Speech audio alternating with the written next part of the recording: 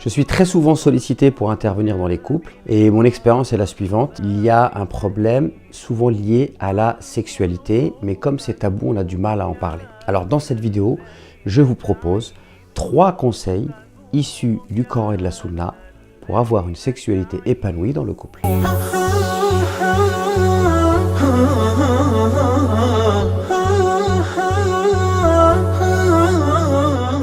Alors mes chers frères et sœurs, le premier conseil que je voudrais vous donner au sein de votre couple, c'est d'apprendre à parler de sexualité et de ne surtout pas en faire un sujet tabou.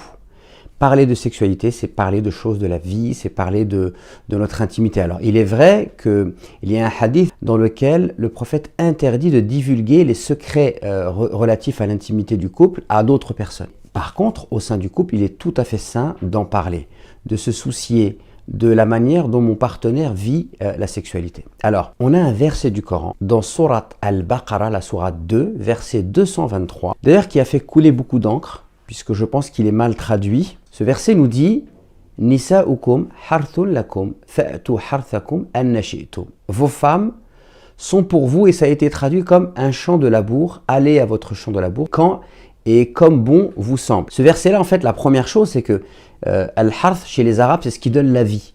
Et là, en l'occurrence, on aurait pu traduire en disant « Vos femmes sont pour vous une source de vie, allez à vos épouses quand et comme bon vous semble. » C'est-à-dire qu'il n'y a pas de moment, il n'y a pas de limitation de temps, et il y a aussi la manière, comment y aller. Alors, ce verset-là, écoutez bien, c'est un verset dans le Coran qui vient libérer la pratique sexuelle. Et c'est un verset qui prouve également qu'à l'époque du prophète, les gens ils pouvaient avoir des interrogations sur le plan sexuel et ils en parlaient librement. Donc ce verset est descendu selon ce qui nous est rapporté dans les livres de Tafasir. Lorsque des hommes de la Mecque ont immigré à Médine et qu'ils se sont mariés avec des femmes médinoises, qu'ils ont voulu consommer leur mariage, il y avait une différence dans la manière de pratiquer l'acte sexuel. Pour les hommes de la Mecque, ils se mettaient derrière la femme. Et pour les femmes de Médine, cela était une abomination. Alors certains disent parce qu'ils étaient influencés par la culture juive, puisqu'il y avait des juifs à Médine, et eux prétendaient que s'il y avait une progéniture qui allait naître de cette manière de pratiquer le coït, alors l'enfant naîtrait avec du strabisme. Et donc, certaines femmes n'ont pas accepté que leur mari mécois souhaite pratiquer le coït de cette façon, donc elles sont parties se plaindre au prophète et Allah a révélé ce verset en disant vos femmes sont pour vous une source de vie, allez à vos femmes quand et comme bon vous semble. C'est-à-dire que, d'ailleurs ça a été expliqué par le prophète, l'acte peut se passer, il n'y a pas de restriction, si ce n'est que cela doit avoir lieu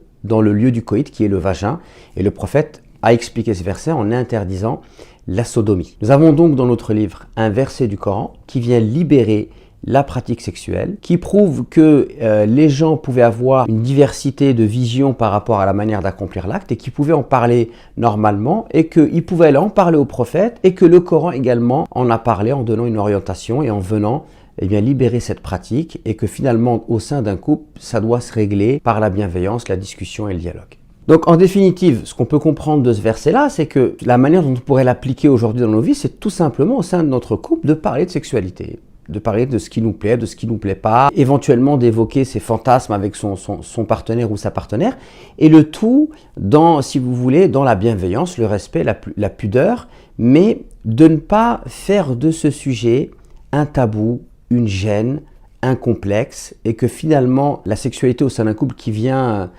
comme étant l'expression de l'amour quelque part et de la sensualité, on en fait quelque chose de périphérique, on crée un malaise, et donc il ne faut surtout pas qu'on tombe dans ce schéma relationnel et qu'on apprenne à en parler. C'est pleinement islamique de le faire. Le deuxième conseil, c'est de veiller au plaisir de son partenaire. C'est-à-dire que l'homme doit veiller au plaisir de son épouse et la femme doit veiller au plaisir de son époux. Car la sexualité, ça ne doit pas être un acte égoïste. Et beaucoup de divorces, beaucoup de problèmes viennent du fait qu'il y a un décalage. L'homme, par exemple, souhaite jouir de son épouse et il ne se préoccupe pas de son plaisir. Peut-être qu'il lui fait mal, peut-être qu'elle vit cela comme une souffrance. Et en plus, parfois, il peut y avoir du terrorisme intellectuel puisque, par exemple, l'homme peut ne pas bien se comporter avec son épouse et il va exiger de sa femme des rapports le soir. Et si elle se refuse à lui, parce qu'elle ne se sent pas peut-être respectée le reste de la journée, etc., eh bien il va venir avec une arme de destruction massive, le hadith stipulant que si une femme se refuse à son mari, eh bien les anges vont la maudire toute la nuit. Et là, forcément, ce schéma relationnel, il est destructeur. Dans la relation intime, il faut absolument veiller à ce que ce soit un plaisir pour tout le monde. Et cela est pleinement prophétique, n'est-ce pas? Puisque le prophète alayhi salatu wassalam nous dit qu'il fait partie de l'impuissance de l'homme que d'avoir un rapport avec son épouse, que de prendre son plaisir et que de ne pas avoir satisfait le plaisir de son épouse. Il y a un autre hadith dans lequel le prophète sallam dit: si un homme souhaite avoir un rapport avec son épouse, alors qu'il ne la pénètre pas tant qu'il ne sent pas que le désir de la femme pour la pénétration est égal à son propre désir. Il y a là quelque part une orientation vers le troisième conseil qui est le fait d'exceller dans les préliminaires. Donc les préliminaires, c'est tout ce qui va venir avant l'acte sexuel. Alors, quand on parle des préliminaires, on parle généralement souvent de l'acte sexuel et de ce qui vient avant. Et d'ailleurs, le prophète dit que l'un d'entre vous ne tombe pas sur son épouse comme le font les bestiaux, mais qu'il y ait auparavant un messager, un ambassadeur. Et les gens ont dit, mais quel est cet ambassadeur? Et le prophète a dit, le baiser et la parole. Le baiser et la parole, c'est-à-dire les mots doux, les caresses, les baisers, etc. Mais on peut dire aussi que les préliminaires, c'est, j'ai envie de vous dire, le comportement que l'on va avoir l'un vis-à-vis de l'autre pendant toute la journée. Le fait de se sourire, de ne pas s'énerver, de même de se faire des câlins, d'avoir de la bienveillance, d'avoir même parfois un regard, un échange, etc. avec son épouse, avec son époux. Et tout ça, ça peut contribuer aux préliminaires et de mettre la femme notamment dans de bonnes dispositions, et par la suite ce sera naturel le soir que d'aller jusqu'au bout de cette sensualité en terminant par l'acte charnel. Donc le fait d'exceller dans les préliminaires, ça fait partie également de la sunna du prophète alayhi salam, ça fait partie de la sagesse islamique. Et voilà donc mes 3 conseils pour vous dans cette vidéo. Alors n'hésitez surtout pas à partager cette vidéo si elle vous a été profitable, à la liker si vous avez apprécié, à vous abonner à cette chaîne si vous la trouvez utile, à en parler aussi autour de vous, à vos amis. Puis n'hésitez pas surtout à me dire si vous avez vous aussi des conseils dans le domaine de la sexualité et si vous avez peut-être des livres à nous conseiller, etc. Puisque je pense que c'est un sujet très très important qui est hélas parfois négligé et délaissé, peut-être par fausse pudeur, et justement on est là pour rétablir les choses par la grâce d'Allah, et à très vite pour une autre vidéo.